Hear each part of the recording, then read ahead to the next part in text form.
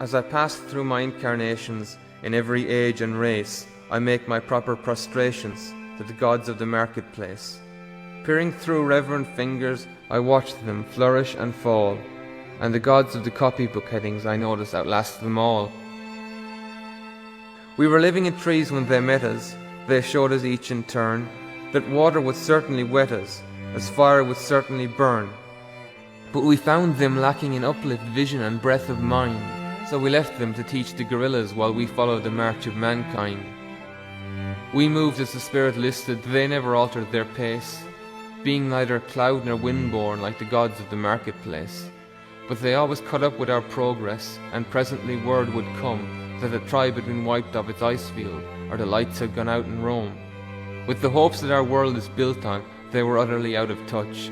They denied that the moon was Stilton, they denied she was even Dutch. They denied that wishes were horses, they denied that a pig had wings. So we worshipped the gods of the market who promised these beautiful things. When the Cambrian measures were forming, they promised perpetual peace. They swore if we gave them our weapons, that the wars of the tribes would cease. But when we disarmed, they sold us, and delivered us bound to our foe.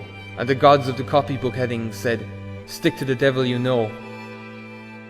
On the first Feminian sandstones, we were promised a fuller life, which started by loving our neighbour, and ended by loving his wife, till our women had no more children, and the men lost reason and faith. And the gods of the copybook headings said, "The wages of sin is death."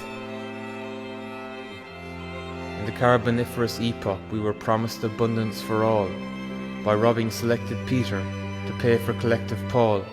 But though he had plenty of money, there was nothing our money could buy. And the gods of the copybook headings said, "If you don't work, you die."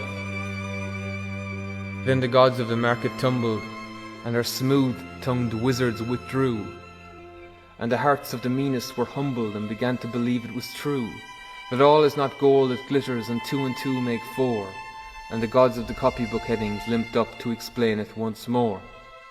As it will be in the future, it was at the birth of man. There are only 4 things certain since social progress began: that the dog returns to his vomit, and the sow returns to her mire, and the burnt fool's bandaged finger goes wobbling back to the fire. And that after this is accomplished and the brave new world begins, when all men are paid for existing and no man must pay for his sins, as surely as water will wet us, as surely as fire will burn, the gods of the copybook headings with terror and slaughter return.